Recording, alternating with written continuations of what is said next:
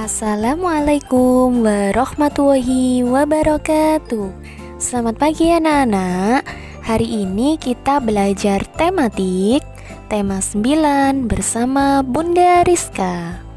Anak-anak, sebelum memulai pelajaran hari ini, marilah kita berdoa terlebih dahulu.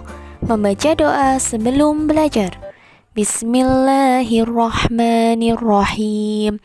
Raditu billahi rabba wa bil islami dina wa bi Muhammadin nabiyya wa rasul.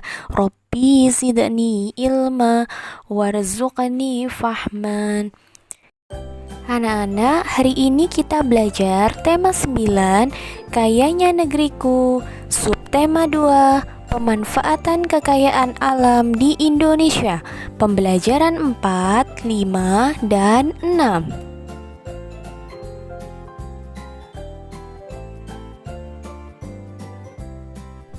Hak dan kewajiban terhadap sumber daya alam. Kita telah mengetahui bahwa Indonesia memiliki sumber daya alam yang sangat melimpah. Sumber daya alam tersebut banyak dimanfaatkan sebagai sumber energi. Contohnya seperti tumbuhan, minyak bumi, gas alam, laut, batu bara, dan masih banyak lagi.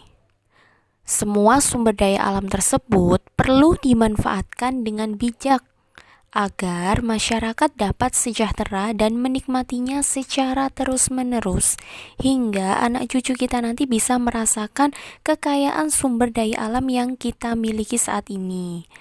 Nah, untuk mewujudkannya, kita perlu mengetahui dan menjalankan hak beserta kewajiban terhadap sumber daya alam tersebut. Nah, di sini coba kalian perhatikan hak terhadap sumber daya alam. Hak yang kita peroleh dengan adanya sumber daya alam ini yaitu 1. Memanfaatkan hasil pertanian sebagai bahan makanan. 2. Menikmati keindahan sumber daya alam. 3. Memanfaatkan bahan bakar minyak. Selain itu, dapat memanfaatkan air untuk keperluan minum, mencuci, dan mandi, serta dapat memanfaatkan kayu untuk bahan bangunan, bahan baku pembuatan mebel, dan masih banyak lagi yang lainnya. Nah, setelah kita melaksanakan kewajiban, maka kita memperoleh hak. Lalu, apakah kewajiban kita terhadap sumber daya alam? Kewajiban kita yaitu membudidayakan tanaman pertanian dengan baik, menjaga kelestarian sumber daya alam, menghemat penggunaan bahan bakar minyak, menjaga sumber-sumber air dari pencemaran limbah dan sampah, serta melestarikan tumbuhan penghasil kayu. Nah, antara hak dan kewajiban itu harus seimbang. Jika kita telah melaksanakan kewajiban, maka kita akan memperoleh hak. Sumber daya alam memberikan banyak manfaat bagi masyarakat. Akan tetapi, pemanfaatan sumber daya alam yang berlebihan secara terus-menerus dapat menimbulkan permasalahan. Oleh karena itu, baik antar masyarakat dengan masyarakat dan masyarakat dengan pemerintah perlu adanya kerjasama dalam melaksanakan kewajiban. Hal tersebut bertujuan agar sumber daya alam dapat tetap lestari. Nah, berikut ini adalah contoh kerjasama dalam melaksanakan kewajiban menjaga kelestarian sumber daya alam. Yang pertama yaitu melaksanakan kerja bakti membersihkan lingkungan rumah. 2. Melakukan kegiatan reboisasi hutan. 3. Melaksanakan pengelolaan sampah dengan baik dan benar. 4. Menyediakan tempat sampah di berbagai titik lokasi penting, terutama yang sering dilalui oleh masyarakat. Nah, yang kelima yaitu pemerintah daerah turut serta berpartisipasi dalam membersihkan sungai dari sampah. Wawancara pada pekerjaan yang berkaitan dengan sumber daya alam. Masih ingatkah kalian apakah itu wawancara? Jadi, wawancara merupakan kegiatan mengumpulkan informasi dari seseorang narasumber untuk mendapatkan informasi atau jawaban mengenai suatu topik. Nah, jadi dalam wawancara itu ada yang namanya pewawancara dan ada juga yang namanya narasumber. Langkah-langkah yang perlu dilakukan sebelum melakukan wawancara yaitu menentukan topik. Setelah kita menentukan topik, langkah selanjutnya yaitu menentukan narasumber sesuai dengan topik yang kita pilih. Selanjutnya yaitu menyusun pertanyaan. Nah, setelah menyusun pertanyaan, memulai untuk melakukan wawancara dan menyiapkan alat tulis untuk mencatat jawaban informasi dari narasumber.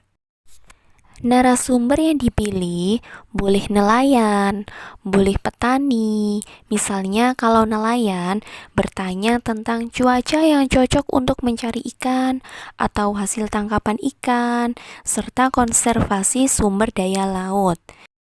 Jika topik wawancara yang kita pilih tentang hasil pertanian, maka narasumber yang kita pilih adalah seorang petani. Nah, jika kita memilih topik wawancara tentang hasil perkebunan seperti teh, kopi, maka yang kita pilih yaitu narasumbernya seorang pekebun. Nah, apabila kita menentukan topiknya tentang memanfaatkan sampah atau benda bekas sebagai kerajinan, maka narasumber yang kita pilih yaitu seorang perajin benda.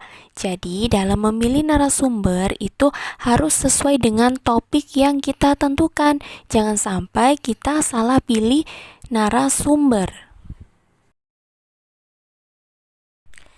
Pemanfaatan sumber daya alam. Sumber daya alam dapat menghasilkan kekayaan alam berupa hasil pertanian, hasil perkebunan, hasil perikanan, dan hasil tambang. Hasil pertanian berupa padi, jagung, dan kacang-kacangan yang dapat dimanfaatkan sebagai bahan makanan.